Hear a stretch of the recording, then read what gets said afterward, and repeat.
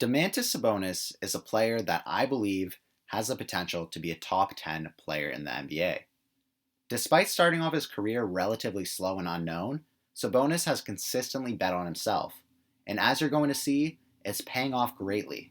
Why do I think he is similar and has the potential to possibly be better than one of my favorite players, Nikola Jokic? And why is he going to successfully lead the Pacers organization for many years to come?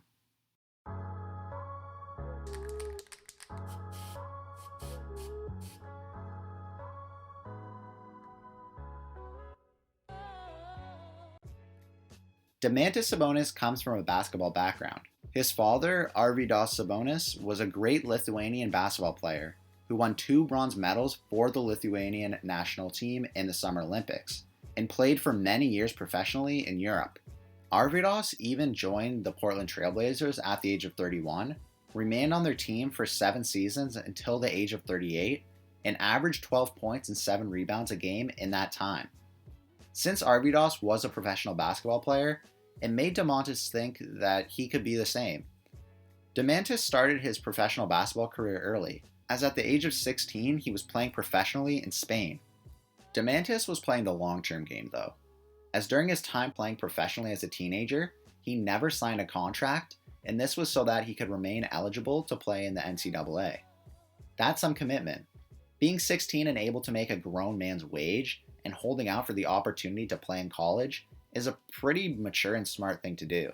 Domantas wasn't even ranked very high, and he had a 3-star recruitment rating from some recruitment sites, and he was ranked as the 200th best player in the class of 2014, which isn't a great ranking. He ended up committing to Gonzaga University and had a great freshman year where he averaged about 10 points and 7 rebounds on 67% shooting.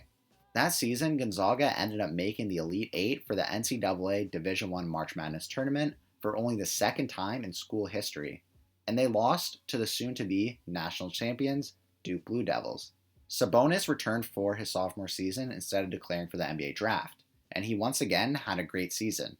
He held averages of about 20 points, 14 rebounds, 2.5 assists, and over 3 blocks during March Madness, as his team ended up losing in the Sweet 16 to the Syracuse Orange. He ended up making the All-American third team that year with other future NBA stars such as Ben Simmons, Brandon Ingram, and Jamal Murray. After that impressive season, he declared for the 2016 NBA draft, and he got drafted 11th overall by the Orlando Magic. Sabonis didn't stay long with the Magic though, as on draft night he ended up getting traded with Ersan Ilyasova and Victor Oladipo for Serge Ibaka to the Oklahoma City Thunder, which is a pretty good trade looking back. Heading into his rookie season, there wasn't too much expectation for Sabonis, and he had all the time in the world to work on his game and improve without having too much pressure, as the Thunder lost Kevin Durant to the Golden State Warriors that previous season. Funny enough, Sabonis ended up being the first Thunder player since Kevin Durant to have his career debut as a starter, and he actually started in 66 out of the 81 games he played that season. Sabonis had an alright rookie season, averaging about 6 points, 4 rebounds, and 1 assist a game, playing about 20 minutes a game. And the beat-up Thunder team actually ended up being the 6th seed in the Western Conference, losing to the Houston Rockets in the first round. After having an alright rookie season with Oklahoma City and the team being pretty fractured, Sabonis was on his way out of Oklahoma City. In his next season, Sabonis ended up being a part of another trade with Victor Oladipo, and it was a blockbuster trade that sent them to the Indiana Pacers for Paul George. On the surface, it looked like the Pacers were getting the short end of the stick, but now looking back, I actually think it was a pretty smart move from the Pacers front office. That year went a little better for Sabonis than the year before. Being on a Pacers team with no true stars, everyone had the opportunity to reach to claim that top spot on the team, and Sabonis would slowly but surely do this. That year, Sabonis ended up starting in 19 of 74 games and improved in all his stat categories. Playing an extra 5 minutes a game this year, Sabonis was now scoring almost 12 points, 8 rebounds, and 2 assists a game, and he even improved his shooting percentage by almost 10%. With this pretty good sophomore season, the Pacers actually ended up improving this season to 5th place in the Eastern Conference from 7th place the year before. Having Victor Oladipo as their only true star, they ended up losing in the first round to the LeBron James-led Cleveland Cavaliers. Sabonis was on the way up, but he still had a long way to go. In his third season, Sabonis actually ended up starting in only 5 out of 74 games, which is a quarter of what he did the year before, and it was also quite a bit less than the 66 games he started in his rookie season. However, even though he started the least amount of games in his career, he basically ended up getting the same minutes a game as the year before, and he even improved his stats. This year, almost averaging a double-double with 14 points and 9.5 rebounds with 3 assists. He also got more efficient, now being 7th in the league for field goal percentage by shooting almost 60%. Funny enough, the Pacers had the same record as the previous year and were the 5th seed once again, but they ended up getting swept in the first round to the Boston Celtics. The Pacers were seen to be getting better though, and looking at their team, they were so evenly spread out for stats as they had 8 players averaging between 10 and 20 points a game. One day before the 2019-2020 season began, Sabonis had a big payday, and he signed a 4-year, $77 million contract with the Pacers, which wasn't bad for the 23-year-old. Now, with this almost $20 million a year contract, Sabonis was expected to prove his worth on a Pacers team that had a lot of potential.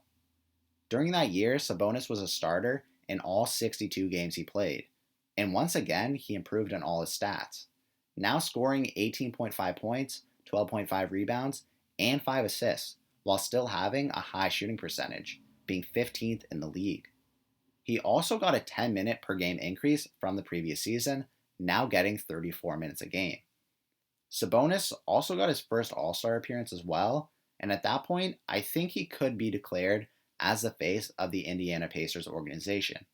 He was only 23 years old, he saw improvement every year, and was a first-time All-Star for one of the best and highest potential teams in the Eastern Conference. That year, Oladipo was also injured most of the time, and Sabonis was now leading the team in minutes played and rebounds, while second in points and assists.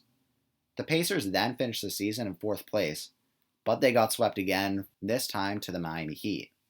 This year, which is the 2020-2021 NBA season, Sabonis is once again improving. Now averaging 36 minutes a game, Sabonis is scoring over 20 points per game for the first time in his career. He's almost averaging 1 more assist than the previous year, while basically maintaining his same average for rebounds. Sabonis is once again leading the Pacers in minutes and rebounds, while being second in points and third in assists. The Pacers got shaken up quite a bit this season.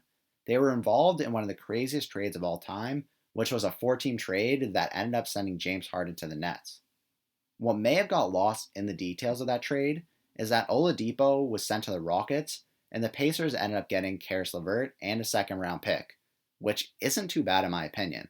It's safe to say that the Pacers have been shaken up quite a bit, as Oladipo was seen by many as the face of the franchise. At the beginning of the season, people thought the Pacers were going to do quite well, but this season hasn't really happened as planned.